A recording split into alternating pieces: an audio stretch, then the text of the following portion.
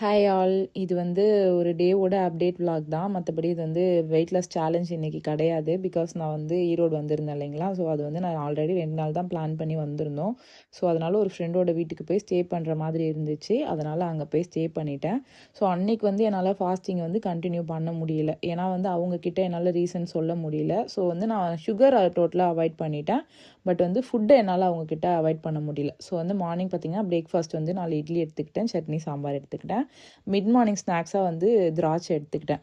அப்புறம் லஞ்சுக்கு பார்த்தீங்கன்னா ஒயிட் ரைஸ், சாம்பார், முருங்கைக்காய் சாம்பார், அப்புறம் வந்து உருளைக்கிழங்கு பொரியல் பண்ணியிருந்தாங்க, அப்பளமும் பண்ணியிருந்தாங்க. நான் ஒரே டைம் வந்து ரைஸை 2ஆக பிரிச்சுக்கிட்டு கொஞ்சம் 2வது ரைஸில் வந்து தயிர் போட்டு எடுத்துக்கிட்டேன். என்னோட ஃப்ரெண்டு என்ன சொன்னாங்கன்னா, ஈரோட்டில் பெருசாக சுற்றி பார்க்குற பிளேஸ்லாம் எதுவும் கிடையாது அப்படின்னு சொன்னாங்க. ஸோ அதனால் நாங்கள் வந்து ஒரு டீ ஷாப்புக்கு ஃபேமிலியாக போயிருந்தோம். அப்படி உங்களுக்கு தெரிஞ்சு ஈரோட்டில் ஏதாவது சுற்றி பார்க்குற பிளேஸ் இருந்துச்சுன்னா கீழே கமெண்ட்டில் சொல்லுங்கள்.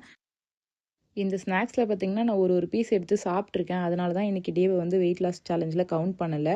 அப்புறம் அங்கே ஷாப்பிங்க்கு ஒரு சாரீ ஷாப் கொண்டு போயிருந்தோம். அங்கே வந்து நான் ஒரு சாரீ ட்ரையல் பார்த்தேன். இந்த ஒயின் கலராக நல்லா சூப்பராக இருந்துச்சு. டெக்ஸ்சரும் நல்லா இருந்துச்சு. கலரும் எனக்கு ரொம்ப பிடிச்சிருந்துச்சி. பட் நான் சிங்கிள் ப்ளீட் தான் நிறைய போடுவேன்றதுனால கொஞ்சம் டிரான்ஸ்பராக இருந்ததுனால அந்த சாரீ எடுக்கல. ஸோ கல்யாண பொண்ணுக்கு மட்டும் கொஞ்சம் சாரீஸ் பர்ச்சேஸ் பண்ணிவிட்டு நாங்கள் வீட்டுக்கு கிளம்பிட்டோம். சிம்பிளாக நைட் டின்னர் பார்த்தீங்கன்னா இட்லி உப்புமா செஞ்சுருந்தாங்க. அதை சாப்பிட்டுட்டு கிளம்பிட்டோம். நாளைக்கு வீடியோவில் பார்க்கலாம். பாய்.